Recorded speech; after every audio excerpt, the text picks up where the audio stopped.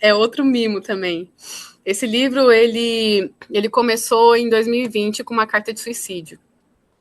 Eu não queria mais viver, minha vida estava uma bagunça, e minha mãe não tinha falecido ainda, os meus pais ainda estavam comigo, mas eu estava passando por um processo muito complicado, né, muito delicado. Então eu escrevi uma carta de suicídio com a data de 2 de janeiro de 2020.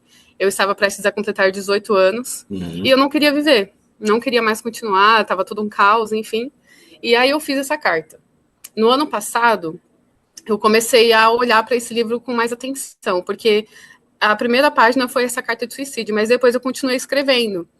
E aí eu olhei para aquilo e falei assim, meu, isso aqui dá um livro realmente. Só que a intenção não era fazer sobre esse título, né? A intenção era só falar sobre as dores.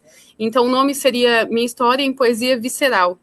E aí eu só falaria sobre essas dores, só sobre esses processos, só sobre essas dificuldades. Uhum. Só que no começo do ano passado eu tive uma experiência espiritual muito assim marcante na minha vida, que foi quando eu ouvi Deus falar comigo. E ele falou: "Não, você não vai falar sobre as dores, mas você vai falar sobre a cura". Mesmo que eu estivesse passando por uma dificuldade muito grande, porque eu já tinha perdido a minha mãe, eu perdi o meu pai também.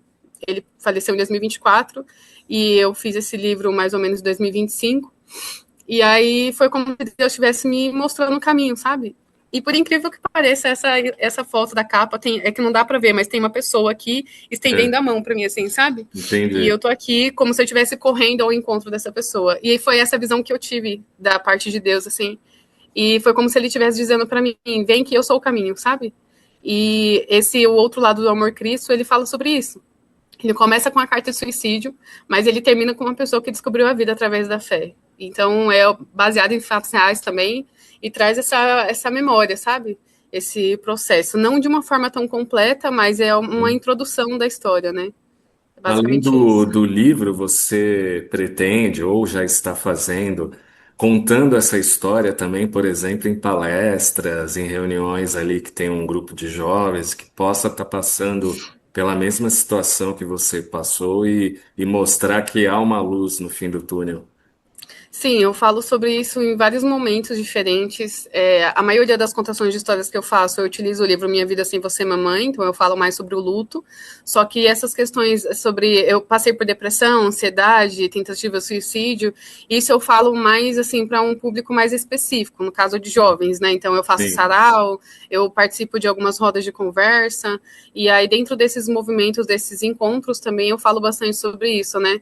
Porque a gente precisa falar sobre o que a gente sente, porque se a gente guarda isso, gera mais dor, mais dificuldade e acaba gerando mais doenças também, né? Não só psicológicas, mas físicas e afins. Então, eu falo muito sobre o assunto justamente porque eu quero que as pessoas recebam uma cura da forma que for mais confortável, seja com medicação, seja com acompanhamento, seja uma questão mais espiritual. Eu Uhum. acredito que cada um tem uma forma de lidar com as dores. Essa foi a forma que eu aprendi a lidar com a minha. Mas eu falo muito sobre o assunto porque é tão importante para mim quanto eu sei que é importante para as Claro. outras pessoas também.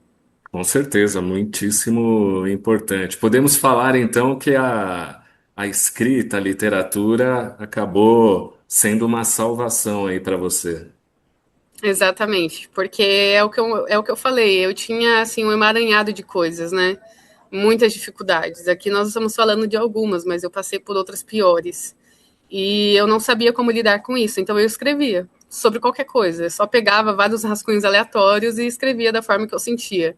E aí, quando eu olhei para aquilo, eu falei assim: meu, eu posso fazer alguma coisa bonita com tudo isso. E aí eu comecei a ressignificar todas as coisas através da literatura. E aí, além de escrever, você fundou uma editora, né? Que você quis, né? Qual é a ideia central de criar uma editora e o que você está possibilitando tanto para autores, autoras e o público que vai conhecer aí as obras da editora? A editora começou com um projeto integrador, mas não da faculdade, só que agora do SENAC, porque eu também sou estudante do SENAC. E aí nós estamos desenvolvendo um projeto integrador dentro de algumas unidades curriculares do curso que eu estou fazendo.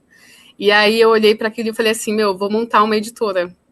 As pessoas precisam entender que para você ser escritor você não precisa ser rico, você não precisa ser reconhecido, você não precisa de milhares de equipamentos de alta qualidade, definição e de última geração, não. Você só precisa de um caderno, um lápis velho que você tiver, qualquer coisa que seja possível de você escrever. E a partir disso, a Editora Esperança, que é a minha empresa, acredita que você pode desenvolver da forma que você quiser, seja desenhado, seja escrito, seja da forma que você desejar, sabe? É justamente isso, é dar às pessoas a esperança de que elas podem ser o que elas quiserem ser e da forma que elas quiserem ser também, porque quando eu comecei tudo isso, eu achava que ser escritora não era para mim, porque eu não tinha condições financeiras, eu não conhecia várias pessoas, eu não era reconhecida na cidade, eu não, sabe? Eu tinha esse pensamento de que eu não podia fazer porque eu não tinha as condições, sabe? E depois descobri que para ser escritor você só precisa escrever.